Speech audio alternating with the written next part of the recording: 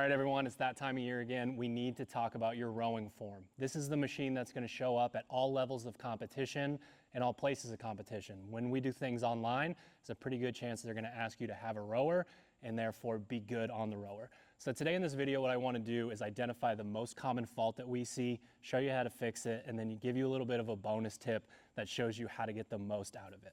So what we see as the most common fault in the sport is we're in this nice position at the front, at the catch, and then we open the shoulder. When we open the shoulder, we shorten that distance from the handle to the hip, and if you're a tall person, you've magically now become short, less efficient on the rower, and if you're a short person, well, you're kind of screwed. So what we want to do is make sure that we maintain leverage over the handle. This is going to look a lot like a deadlift. That's one of the ways I like to translate it. But we're making sure that when we're in this position here, again, because the handle is further away from my hip and I'm loaded up in this nice position, I need to keep my shoulders in front of my hip during my leg drive. So one of the drills that you can do is just see how quick you can get moving on the rower without that shoulder opening up. Now it seems simple, but again, the tension that is created on the chain is going to allow you to go a lot faster. So we're here, we don't open that shoulder until we're all the way back and finishing that stroke, and we're making sure that we're really driving with the legs. That's what's going to get us the most bang for our buck on the rower. We talk about it all the time, this machine can be really unfair.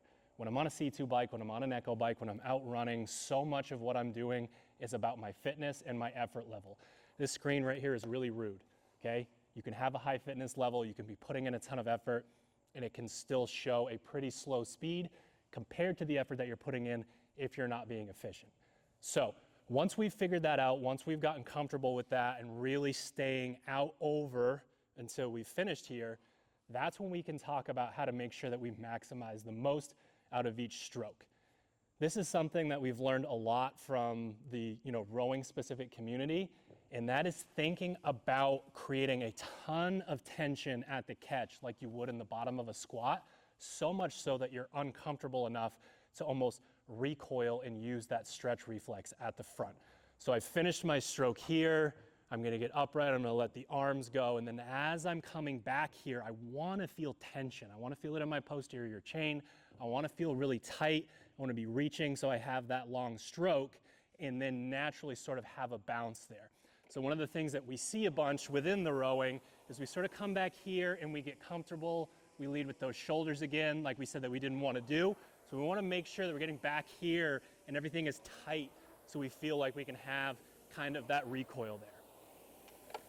So again, it's rowing season. We need to make sure that we are, sort of doing our rowing intervals, getting this into Metcons, getting better on the machine.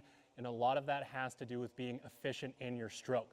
So we want to make sure that during that leg drive, before we lean back, before the arms bend at all, before we pull the handle, that we are staying out over our hips, shoulders in front of the hips, and then feeling really tight each time when we get back to the catch. Give it a shot. Let us know how it goes.